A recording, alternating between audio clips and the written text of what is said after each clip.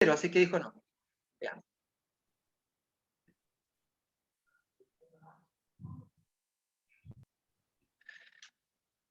¿Qué tal? ¿Cómo están ustedes? Bienvenidos a una nueva emisión de El Ágora TV, el producto audiovisual de la revista elagora.net.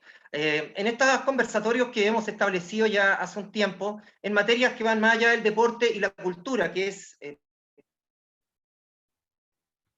son precisamente las áreas que tiene la revista El Ágora, que ustedes leen diariamente.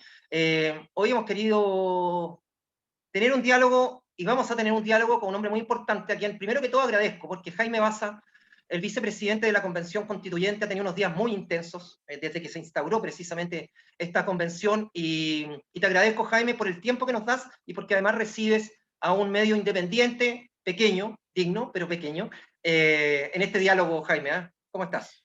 Bien, Marco, muchas gracias. Mira, siempre disponible para mejorar los canales de comunicación, sobre todo en momentos tan importantes como los que estamos viviendo. Así que nada, muchas gracias a ti por la Yo me iba a poner corbata para hacerte la entrevista. No, así En nomás, así está atención a bien. ese, ¿cierto? Mejor, a mí tampoco me gusta mucho, pero oye, fuiste trending topic esa vez, por el tema de la famosa corbata. Mira, ya han pasado 3 años y la gente todavía se acuerda. Es increíble, sí. Porque además, bueno, fue en el Congreso. Voy a leer algo con respecto de Jaime Baza. Abogado de la Católica acá en Santiago. ¿Por qué el santiaguino, Jaime? Cuando estaba en el Campo Oriente estaba estudiando tú, ¿no? No, no soy tan viejo. Yo estudié Derecho cuando ya estaba la facultad en la Casa Central, ahí en la Alameda. Correcto. Es que yo estudié en la Católica, yo soy más viejo que tú. Yo estudiaba en Campo Oriente Historia, después me cambié a Periodismo y ahí estaba Derecho en esa época. Claro. 1834, creo que por ahí andamos. Pero luego hizo un magíster en Derecho en la Universidad de Chile, es doctorado en Derecho en Barcelona, y en algún momento de su vida miró la quinta región, y ahora es profesor de Derecho en la Universidad del Paraíso, director del Departamento de Derecho Público de la misma universidad, y es director del Centro de Estudios de Política, de Estudios Políticos y Constitucionales en Valpo. O sea, de un tiempo a esta parte, tu vida dentro de las aulas, y fuera de ellas también, por supuesto, está en Valparaíso. ¿Por qué ese amor a Valparaíso? ¿Qué te sedujo? ¿Fue amor a primera vista? Mira, yo estuve estudiando un tiempo en el extranjero, fuera de Santiago, en una ciudad a escala un poco más humana, un poco más cercana, con vida de barrio, y ahí uno se da cuenta, yo al menos me di cuenta de lo difícil que es vivir en una capital, en una ciudad como Santiago, tan grande, tan intensa, tan agresiva de repente. Y cuando volví hice el esfuerzo por radicarme en alguna conurbación similar a aquella en la que había vivido, estudiado, y que tuviera además un foco universitario donde yo me terminé recalando en Valparaíso, en Viña del Mar, Literalmente recalando. y llevo ya 15 años desde que llegué. Una ciudad, todas las ciudades tienen contraste, eso es, por antonomasia toda ciudad tiene contraste y todo país tiene contraste, pero en Valparaíso los contrastes de pronto son brutales. Sí, es una ciudad bien particular, porque es de las pocas ciudades del país que tiene una identidad muy marcada, y esa identidad está marcada, claro, efectivamente por la impronta migratoria durante el siglo XVIII y XIX y XX, por la forma en la que Valparaíso protagonizó los procesos políticos, sociales y culturales más importantes del país, desde el primer equipo de fútbol, ¿verdad?, hasta, no sé, por la configuración y la planificación del golpe de Estado, por ejemplo. Y junto con el resto de la conurbación, Viña del Mar, Concón, Quilpué, forma una ciudad bien atractiva, bien interesante.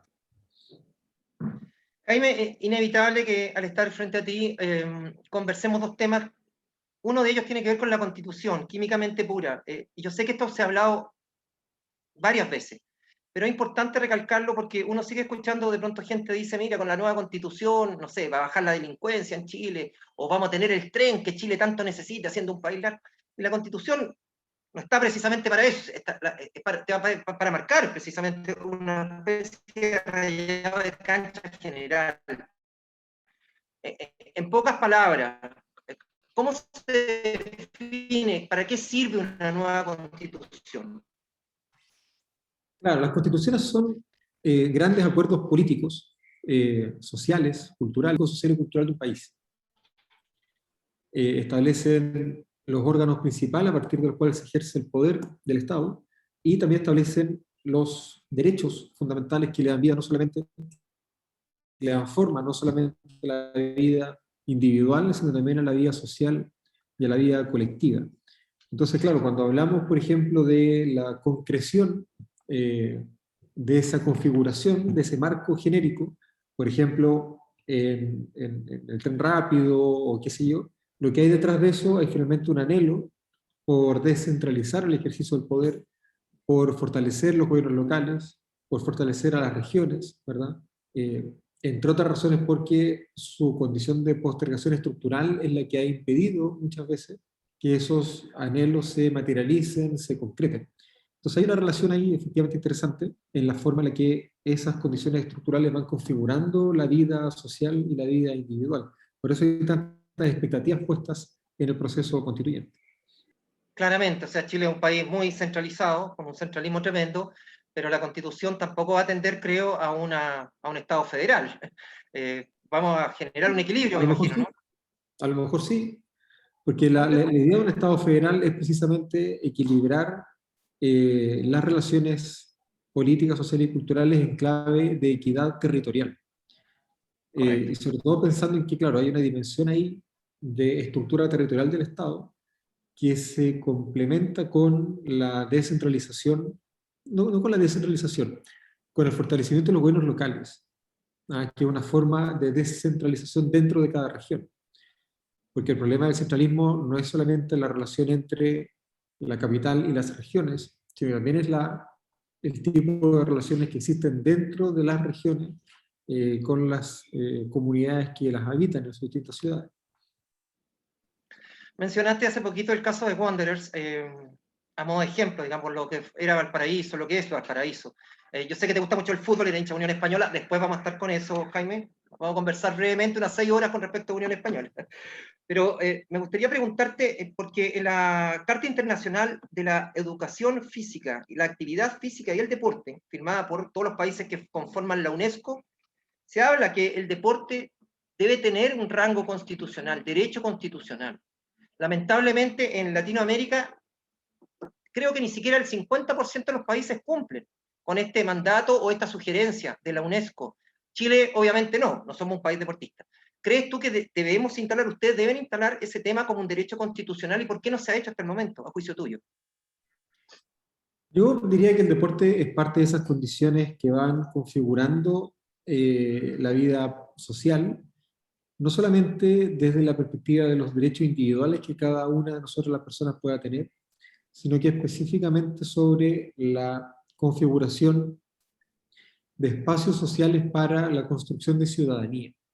Yo creo que una de las gracias que tiene el deporte, y estoy pensando sobre todo en el impacto que tienen los clubes deportivos en las ciudades, en las distintas ciudades, es que allí se construyen, se generan espacios de convivencia, espacios de interacción, son lugares de pertenencia, de ejercicio de la ciudadanía, que permiten que efectivamente una persona sea parte no solamente de un barrio, de un país o de una ciudad, sino también de un colectivo, ¿verdad? De un grupo de personas que por distintas razones se identifican con algo que tienen en común. Y eso supone efectivamente no solamente el reconocimiento del derecho individual al deporte y a la recreación, sino que entender también la potencia colectiva que tiene el ejercicio de ese derecho, porque como, todo, como los deportes se ejercen efectivamente en colectivo, y hay una forma de entrega hacia un otro, tienen una impronta muy significativa precisamente en la construcción de ciudadanía. Con respecto a eso, es el deporte en términos más bien conceptuales. En cosas bien concretas, Jaime, el caso del fútbol profesional, que es el deporte que tiene mayor impacto en nuestro país, que devino en la creación de las sociedades anónimas deportivas, ¿tú crees que hay que intervenirlo y eso se podría intervenir a nivel de rango constitucional o es una norma que se genera a partir de la Constitución? No, estos son casos, creo yo, que están entregados a la legislación común, ¿verdad? Yo creo que efectivamente la Constitución puede reconocer eh, la dimensión individual o colectiva de ciertos derechos como este, pero efectivamente la regulación propiamente tal de la forma a partir de la cual se recoge a nivel legal no es competencia, creo yo, de la Constitución. A propósito de lo mismo, Jaime, ¿qué evaluación haces de las sociedades anónimas deportivas? En el caso de Santiago Wander, que está en una crisis ya hace largo tiempo, y otros ejemplos, ¿verdad? ¿Tú crees que hay que modificar el modelo?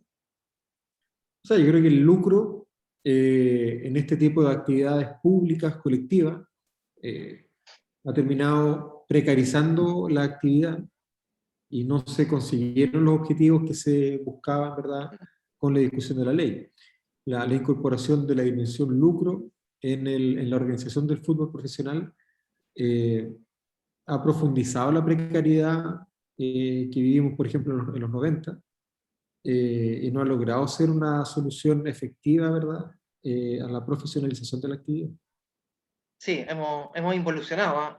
A pesar, digamos, de que las sociedades anónimas se instalaron con un relato muy mesiánico casi, ¿verdad? Eran prácticamente la panacea y lamentablemente en la práctica hemos visto eh, un resultado nefasto en términos de resultado, disculpa la redundancia, y en términos de infraestructura y de inversión en las series inferiores, que es la base de cualquier actividad deportiva. Yo Pero te cambio de fíjate, tema lo mismo que porque, perdón. ocurrió, es lo mismo que ha ocurrido con el relato de las AFP, con el relato de las universidades privadas, con el relato del CAE, con el relato de la salud pública, de la salud privada, con el relato de las farmacias. Es la misma lógica, un espacio público que se destruye, que se entrega al mercado y que termina siendo, termina distorsionando, ¿verdad?, las funciones que se supone que tenía que cumplir. Sí, tú acabas de mencionar varias áreas de actividad distintas, pero si uno analiza, disecciona bien las sociedades anónimas deportivas, muchos de los integrantes, incluso de los mandamases, son gente que viene precisamente del mundo de las universidades privadas, de las farmacias, de la colusión, de delitos económicos de cuello y corbata, Ruiz Tagle, Vial, etcétera, etcétera. Hay tantos Carlos Delano en la Universidad de Chile. No hay un filtro, lamentablemente, no hay un filtro dentro de la sociedad anónima que te permitan, digamos, irradiar a este tipo de personajes.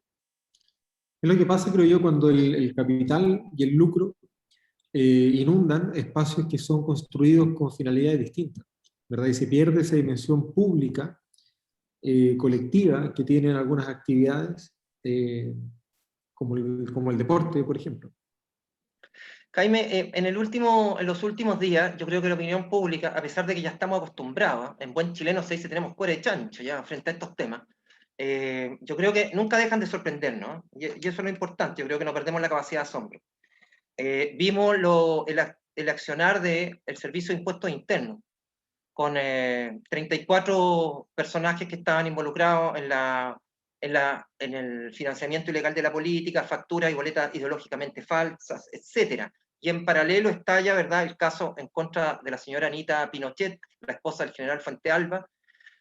Es decir, en pocos días nos enfrentamos, ¿verdad?, a que instituciones que parecen que debiesen ser pilares de una sociedad, el ejército, carabineros con el Paco Gay, servicio de impuestos internos, el poder judicial, etcétera, etcétera, en lugar de hacer la pega, al contrario, generan una sensación de injusticia. Y aquí yo recojo unas palabras del filósofo estadounidense John Rawls.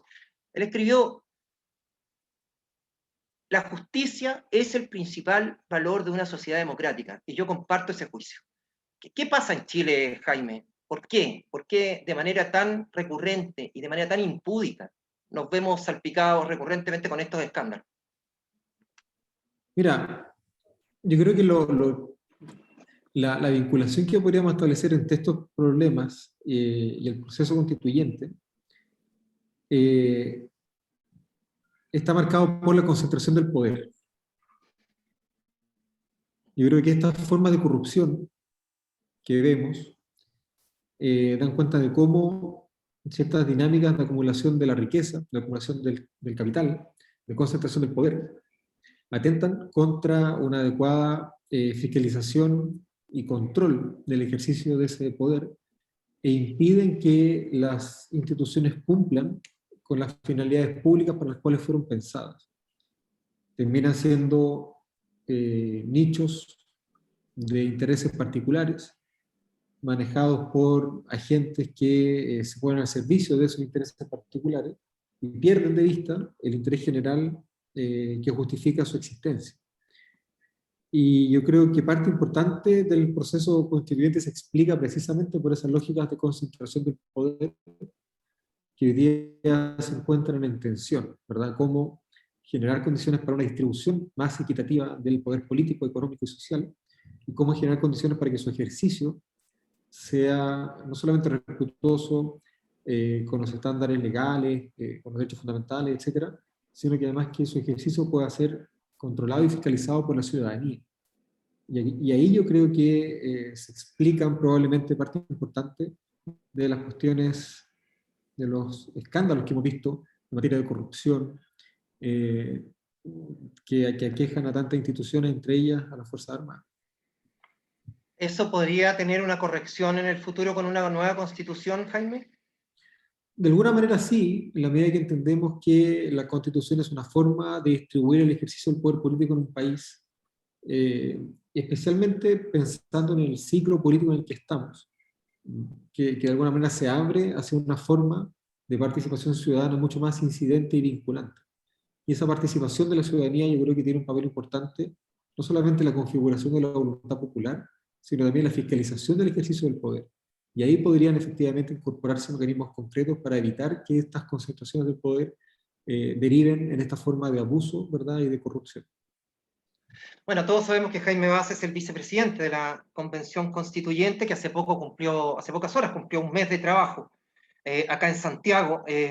¿Cómo ha sido la experiencia, Jaime, para manejar a 155 constituyentes con un sesgo político distinto, gente que tiene experiencia, gente que no tiene una participación ciudadana muy importante, etcétera, etcétera? ¿Cómo ha sido esa dinámica a cargo ahí de la mesa junto con la presidenta Elisa Loncón? Bueno, ha sido una experiencia de trabajo muy, muy interesante. Yo creo que trabajar junto a Elisa ha sido un privilegio y un espacio de aprendizaje muy, muy potente. Más que manejar la asamblea, la presidenta y yo hemos tratado de contribuir a generar condiciones que permitan la institucionalización del proceso constituyente, de modo tal de que la constituyente y sus distintos espacios puedan existir, funcionar, operar con independencia de las personas que están detrás. Yo creo que los convenios de colaboración que hemos firmado en este mes, y el fortalecimiento de las instancias internas de gobierno y de gestión, tanto las comisiones, la ampliación de la mesa, como la construcción del aparato administrativo que hay detrás de la constituyente, han permitido de alguna manera alcanzar un cierto ritmo, una cierta inercia institucional que permite que hoy día en los procesos de deliberación democrática que se dan en la constituyente funcionen prácticamente de manera autónoma. Yo creo que ese ha sido un mérito colectivo. Yo creo que todas y todos los constituyentes hemos colaborado muy significativamente para que podamos para que podamos protagonizar, ¿verdad?, dirigir ese proceso constituyente en el sentido que todas queremos, ¿verdad?, que todos queremos. Y estamos cerrando este primer mes muy satisfechos, muy contentos del trabajo que se ha hecho y a la espera de poder proyectar el trabajo de las comisiones provisorias que están sesionando en este momento, de hecho, hacia las comisiones permanentes que empiecen a sesionar eventualmente el próximo mes de septiembre. ¿Cómo se separan un poquito de la labor que hace el Congreso y las comisiones que tiene el Congreso? ¿Se superponen con las comisiones de la Convención? No, son tareas distintas, son tareas distintas. Yo creo que tenemos funciones distintas, son formas de representación política y sobre todo de agenciamiento político diferentes. Y las cámaras funcionan y responden a una lógica distinta de la nuestra, por lo tanto ahí no hay superposición, entre otras razones porque tenemos competencias distintas. Correcto. Las redes sociales, tú sabes que forman un universo paralelo casi, y dentro de los fenómenos potentes que hemos visto en los últimos meses es la instalación de la Convención Constituyente, por supuesto, pero también tu figura ha generado un fenómeno mediático no menor. Hay Baza lovers, por ahí se declaran, o Baza adictos. En atención a eso, Jaime, que te ha transformado en una figura popular por méritos propios, ¿sientes de pronto que has defraudado a mucha gente o a alguna gente haciendo o tomando decisiones como dándole, por ejemplo, cupo dentro de la mesa directiva de la convención al sector más de derecha, de extrema derecha, que no solamente denota a la convención periódicamente, sino que además se la jugaron por no instaurarla, se la jugaron por el rechazo? ¿Crees que ha habido decepción de parte de mucha gente que te sigue con respecto a ese tema? Mira, yo creo que una de las cosas que caracteriza al tipo de política que estamos protagonizando la constituyente es que nosotras tomamos decisiones por convicción y no por conveniencia. Junto a la presidenta, Elisa Loncón, entendemos que, dado que la constituyente es un espacio plural, paritario, plurinacional, con diversidad política, social y territorial, todos los órganos de la constituyente deben ser el reflejo de esa misma diversidad. Y aquí, con Elisa, con la presidenta, nos hacemos un cálculo de qué es lo que más nos conviene a nosotros como mesa, nos hacemos el cálculo de la recepción, ¿verdad?, que esto pueda tener en la ciudadanía. Esto no es un concurso de popularidad. Nosotras tomamos decisiones por convicción. Y la convicción aquí consiste en superar con este proceso constituyente las formas de dominación, con terminar con las formas de dominación para poder generar un país inclusivo, democrático, pluralista y tolerante. Pero eso no significa terminar con los dominadores, no significa eliminar a aquellos sectores que han protagonizado esas formas de dominación. Tenemos que ser capaces de sentarnos a la mesa en conjunto, para que, por ejemplo, quienes hayan violado los derechos humanos aprendan a pedir perdón. Y ese diálogo a nosotras nos parece que es fundamental. Por eso no podemos hacer un proceso constituyente desde la exclusión, diciendo a la gente, usted no quería nueva constitución, entonces espérenme en la casa que nosotros vamos a hacer el trabajo. Tenemos que ser capaces de dialogar con todos los sectores políticos, especialmente dado el hecho de que la constituyente es el órgano de representación popular más representativo que hemos tenido en la historia de Chile. Entonces me parece que esas decisiones tienen que responder a la convicción democrática y no a la conveniencia del presidente, de la presidenta o del vicepresidente de la constituyente. Sí, lo que pasa es que hay situaciones que, bajo el criterio común, llamémoslo, bajo el sentido común, resultan muy al límite. Fíjate que yo, mientras preparaba el material para hacerte esta entrevista, Jaime, vi una nota de Televisión Nacional, unas declaraciones del almirante Jorge Arancibia, hace algún tiempo, que él declaraba textualmente que durante el 73 la situación para él era tan tensionante que en algún momento pensó tomar una escopeta, un fusil, e salir a la calle a matar comunistas. Lo dice textual. Cuando uno ve al exalmirante Arancibia en la Comisión de Derechos Humanos de la Convención, resulta un poco más que paradójico, resulta una contradicción en sí mismo. Yo no imagino, por ejemplo, que un negacionista, ¿verdad? Un negacionista del Holocausto, donde se mataron pueblos judíos, eslavos, latinos, qué sé yo, haya sido después integrado al juicio de Nuremberg, por ejemplo, ¿no? Entonces, situaciones como esas generan confusión. ¿Cómo se legitima? ¿Cómo se legitima la presencia de Arancibia en la Comisión de Derechos Humanos de la Convención? A ver, Marco, primero, la constituyente no es un tribunal. Yo creo que no corresponde hacer la comparación con Nuremberg. Es una metáfora, creo. Segundo, claro, yo creo que es una metáfora que no corresponde, porque la constituyente no es un tribunal. No estamos aquí para juzgar, sino que estamos aquí para generar condiciones para construir un país más democrático, más inclusivo, más tolerante. Y en segundo lugar, la integración de las comisiones no es resorte de la mesa. Esa no es decisión nuestra. Por lo tanto, mal podría uno pensar que la composición plural y diversa de la mesa explica que X persona esté en una comisión determinada o en otra. Yo creo que es importante separar las cosas, entender que una cosa es el órgano de gestión y de gobierno de la constituyente, y una cosa distinta es la forma en que se reparten las y los constituyentes en las distintas comisiones. A mí me parece efectivamente muy cuestionable que una persona que no reconoce las violaciones a los derechos humanos forme parte de una comisión que, entre otras funciones, entre otros objetivos, tiene establecer garantías para la no repetición de esas violaciones a los derechos humanos.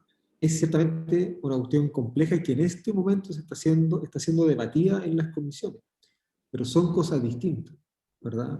La integración de las personas, de las constituyentes en las comisiones, no se explica a partir de la ampliación de la mesa, son cuestiones diferentes. Sí, yo cuando, tal vez me expresé mal, Jaime, yo cuando dije integrarlo al juicio de Nuremberg, en esa metáfora, yo me refería a integrarlo como jurado, no como acusado, no subirlo a verdad, al banquillo de los acusados. Por eso, es que ese es el punto exactamente, Marco. Mira, Jorge Arancibia obtuvo la segunda mayoría en el Distrito 7. Es un constituyente elegido democráticamente. Entonces, antes que personalizar el problema en él, yo creo que la clave está en preguntarnos qué es lo que hemos hecho mal como sociedad para que la relativización de los derechos humanos no sea hoy día un tema central, ¿verdad? ¿Por qué nos hemos permitido que se diga, por ejemplo, algo habrá estado haciendo una blanca paloma nuera? Esa forma de relativización de los derechos humanos se ha normalizado en el país, ¿verdad? Al punto de que agentes de la dictadura ocupan cargos de poder, pero no solamente la constituyente, son ministros de Estado, subsecretarios, etcétera, ¿verdad? Y algo pasa ahí, no con la constituyente hoy día es un reflejo del país, ¿verdad? Y eso se está poniendo en evidencia, por ejemplo, con esta contradicción estructural tan importante. Entonces ahí tenemos que preguntarnos, y en eso la constituyente sí puede colaborar, tenemos que preguntarnos qué es lo que ha estado pasando en el país, que los derechos humanos no tienen la centralidad que debieran tener. ¿Sabes qué? Me quedé pensando un poco en el ejemplo, porque cuando uno busca casos en Chile, uno se encuentra por montones, y situaciones realmente para no creer, en definitiva. El ministro de Justicia, por ejemplo, el señor Larraín, que fue un defensor de la colonia Dignidad, defensor acérrimo, o sea, pasaba cartas, ¿verdad?, de apoyo dentro del Senado, una secta pedófila y neonazi, y él es ministro de Justicia. Entonces, como que la gente ya está como Ministro de cansada, Justicia y Derechos Humanos. imagínate. Entonces, como que ver más de lo mismo, como que te genera este tipo de reacciones. Y por eso la señora Linconado, cuando le dijo a Arancibia, por favor, le pido que salga a la Comisión de Derechos Humanos, que usted nos representa, yo creo que también estaba hablando por muchos chilenos y chilenas, creo, en mi opinión, por lo menos. No, y yo la comparto, Marco, ojo, yo la comparto. Lo que pasa es que efectivamente tenemos una situación importante con la violación a los derechos humanos en dictadura y en este gobierno que no hemos sabido abordar. Yo solo hago el punto de que ese es un problema que no tiene nada que ver con la ampliación de la mesa. Te lleva a un tema más cotidiano, que tiene que ver con Elisa Loncón, que yo no sé si es Loncón o Loncón, tengo la duda, si Don fonéticamente, Loncón, ya, fonéticamente es así. ¿Cómo ha sido trabajar con ella estos 30 días, Jaime? Mira, ha sido un aprendizaje muy, muy importante. El liderazgo que ejerce Lisa es un liderazgo horizontal y colaborativo, lo que ha permitido generar un equipo de trabajo en la constituyente en una relación vertical entre autoridades. Yo creo que mucho de ese carácter colaborativo del trabajo que la presidenta ejerce se ha ido proyectando sobre el Pleno y se ha ido proyectando también sobre las comisiones, lo que ha permitido generar condiciones de trabajo, de deliberación muy, muy democráticas y muy horizontales. Yo creo que el tono participativo que tiene el proceso constituyente se debe en gran medida al liderazgo que ha ejercido la presidenta en ese sentido. Sí, ella se ve muy taxativa, muy categórica, me imagino que en la intimidad, en la conversación diaria, también tiene otras facetas más relajadas, ¿no? No, es una gran mujer, una académica además muy preparada, con toda la experiencia que significa, ¿verdad? Ser parte de un pueblo originario, de una de las primeras naciones de este país, y ha puesto mucho corazón en el proceso constituyente, mucho afecto en el proceso constituyente, y eso se ha notado también en el trabajo que hemos estado haciendo. Vamos a hablar de fútbol, Jaime, porque eres hincha de Unión Española. Naciste el año en que la Unión consiguió su quinta estrella. Eh, yo también soy hincha de Unión, bueno, como millones de personas en este planeta. Cuéntame, ¿por qué nace tu gusto por el fútbol, o por el fútbol en general y por la Unión en específico? Eh, bueno, parte importante de mi familia es migrante. Eh, yo soy de los descendientes del Winnipeg, ¿cierto? El Ah, barco de mira la tú. esperanza, ¿verdad? Que trajo a los republicanos exiliados de la Guerra Civil Española en el año 39. Y tenemos ahí una vinculación importante con el equipo de alguna manera por eso, ¿verdad? Ahí entre Iberia, Bio Bio y la Unión Española, los dos grandes focos, ¿verdad? Políticos de alguna manera del deporte. Eh, y claro, el Estadio Santa Laura es un lugar, fue un lugar durante mucho tiempo que yo visitaba muy regularmente, iba una o dos veces al mes al estadio, muchas veces iba a ver los entrenamientos, ¿verdad? En la semana, y fue un pilar importante en el desarrollo de mi infancia y de mi adolescencia. Ya con el tiempo lo fui dejando un poco de lado, ¿verdad? Empezaron a surgir otras prioridades y otras actividades, pero claro, la Unión fue un espacio muy significativo durante mi adolescencia principalmente. ¿Algún partido en especial que lo tengas grabado? ¿Algún jugador que haya sido tu ídolo de niño? ¿Al estadio asistía en compañía de tu papá? ¿Te llevaba él de la mano? ¿Cómo eran esas jornadas en Santa Laura y qué recuerdos tienes de estos momentos de Unión Española, que en la década de los 70 era por lejos el equipo más importante de Chile? Claro, efectivamente. Bueno, en los 90 la Española era un equipo más bien sufrido, ¿verdad? Entre el 87 probablemente, que empieza a ir al estadio más regularmente, y el 2000, que probablemente ya dejó un poco más esa actividad, era un equipo muy sufrido, ¿verdad? Y los partidos que más recuerdo son esos partidos finales de temporada, donde la Española se salvaba del descenso, a penitas, ¿verdad? En el último minuto, el último Sí. gol. Yo me acuerdo, no me acuerdo exactamente qué año será, pero tiene que haber sido por ahí por el 92, por ejemplo, un partido final de temporada con Palestino, en la época en la que Severino Vasconcelos jugaba en Palestino, que empezamos ganando 2-0 y faltaban como 15 minutos para terminar el partido e íbamos perdiendo 4-2. Y si perdíamos, bajábamos a segunda, cuando había segunda. Y la Española en 10 o 15 minutos metió dos goles. El 4-4 fue en los descuentos y fue una fiesta, Te pero no creo. te explico la fiesta que fue ese partido. Y claro, como consecuencia de ese empate, terminamos en el lugar 14º, pero no descendimos. Es una fiesta extraordinaria. Sí, Partidos de esos tengo varios en la memoria. te creo. El 3-3 con Puerto Montt también, que nos escapamos de descender un poquito También. más cerca en este siglo fue esto, en 2000 y tanto. Jaime, ¿tú jugaste fútbol? Sí, sí, he jugado en el colegio, jugaba harto. No era muy bueno, pero jugaba harto. Y ¿De también qué durante la función? universidad también. ¿Perdón? ¿En qué posición, perdón? Lateral, casi siempre lateral derecho, por ahí. Mm, lateral, o sea, defensa. Ahora de pronto enfrentas partidos mediáticos súper importantes. ¿Eh? Yo me imagino de pronto ahí Jaime Baza como defensa y tiene una delantera en contra, ¿verdad? Con Marinovich, con Cubillo, con Arancibia. Eh, Son fuertes eso, ¿eh? Ponen la patita bien fuerte, así que ahí le haríais faulo, ¿no? En la cancha no tendría problema. Mira, ha sido una cancha que hemos tratado de jugar con harta templanza, con mucha calma, generando las condiciones para el diálogo, ¿verdad? Y más bien invitando a las y los constituyentes a ser respetuosos y respetuosos entre sí, ¿verdad? Así que estamos tratando de arbitrar más que de jugar. Me parece.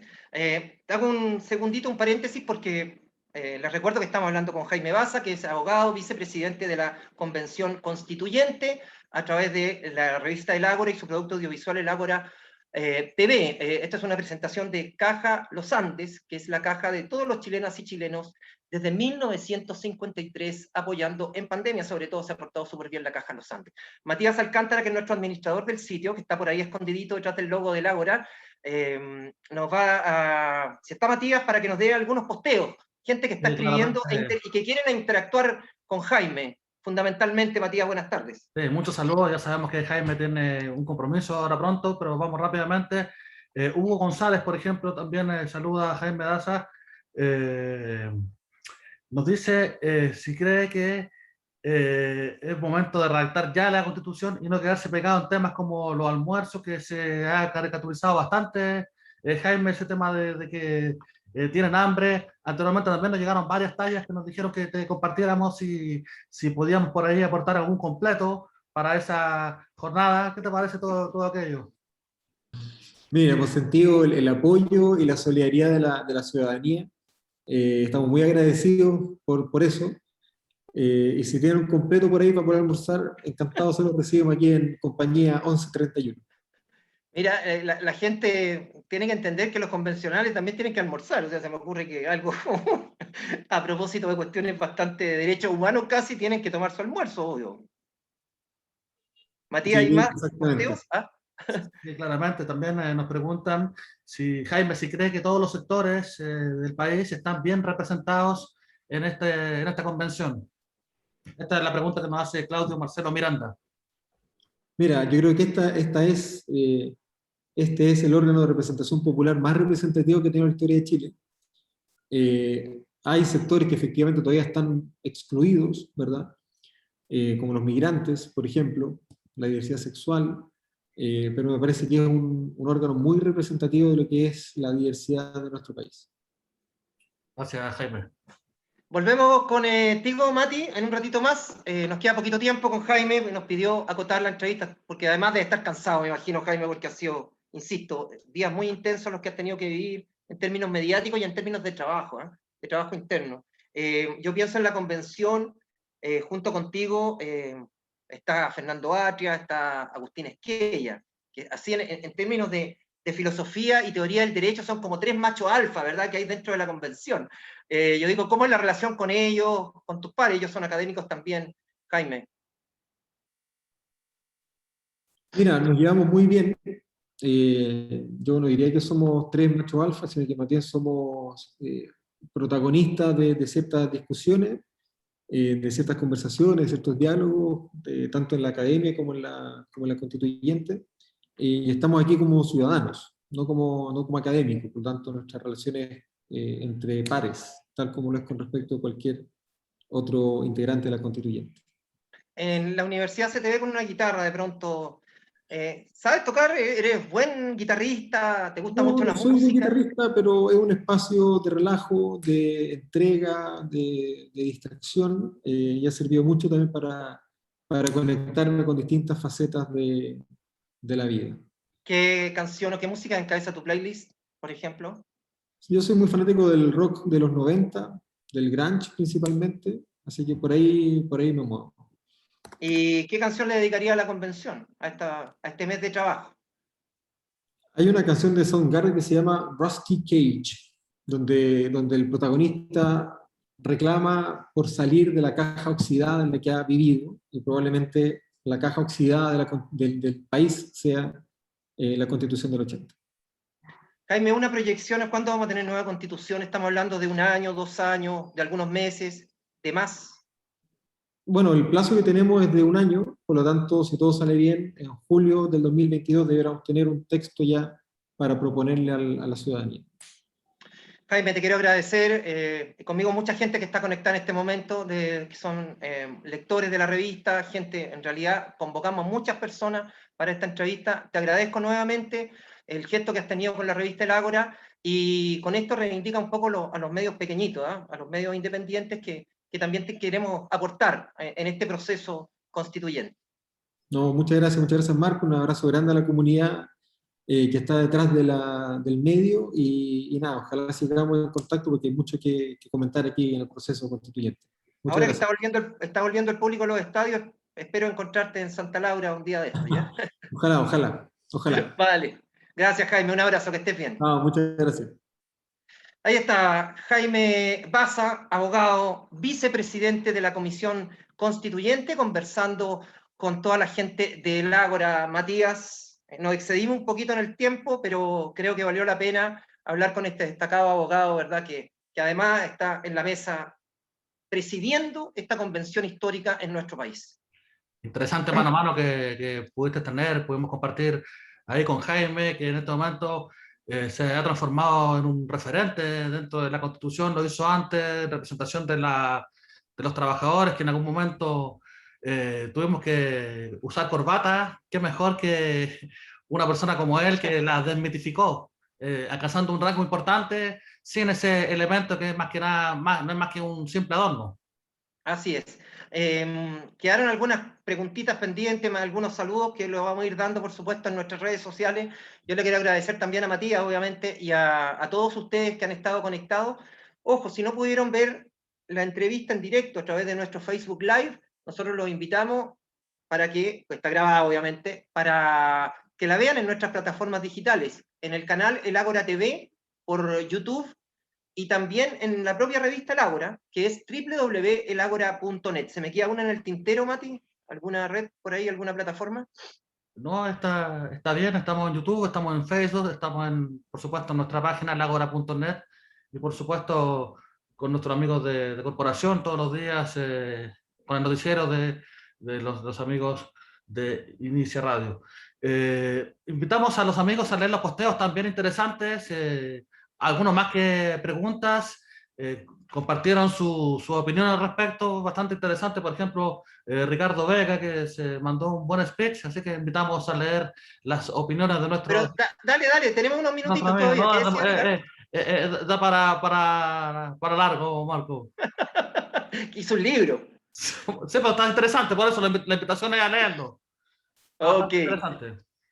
Vale, y a ustedes los invitamos, por supuesto, a la próxima emisión de El Ágora TV, el producto audiovisual de su revista El Ágora. Agradecemos también a la Caja de Compensación Los Andes, que siempre está con nuestro proyecto ahí al pie del cañón. Un abrazo, Mati, un abrazo para todos y para todas, y nos reencontramos en una próxima emisión de El Ágora TV.